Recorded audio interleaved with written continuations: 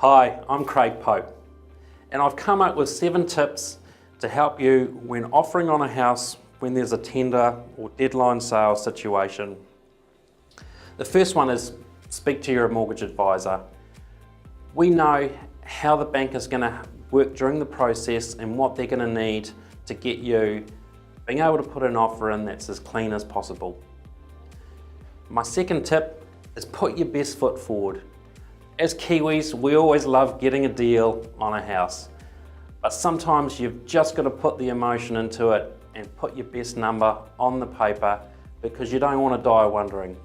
Put your best foot forward, and then if it's meant to be, it's meant to be.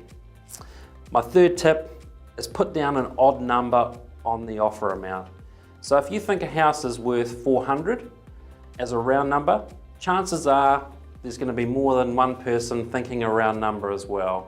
So make it an odd number. So if you're thinking an offer of 400, make it 401,250 or 400,500. So just make it a slightly odd number, and it also shows that you've squeezed out every last dollar to try and make the deal work. My next tip is do your homework. We provide free comparative market analysis reports. There's also lots of tools online to try and determine what a house is worth.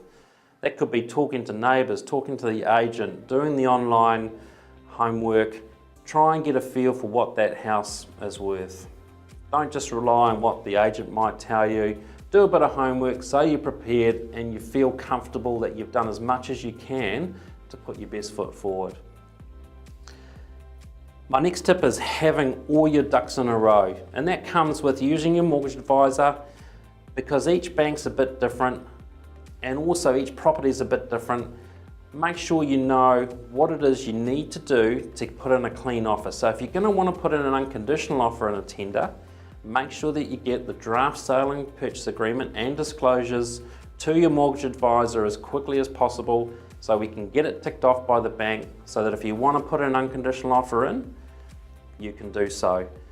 Part of that is you also want to do any other due diligence before you offer, so that might mean making sure it's insurable. If you want to get a LIM report, building report, make sure you do all that stuff before you put your clean unconditional offer in. My next tip is whether it's a tender or by negotiation, make sure that you've got your deposit ready to go, and that might mean having a bank check even with the offer in the tender when you put it through.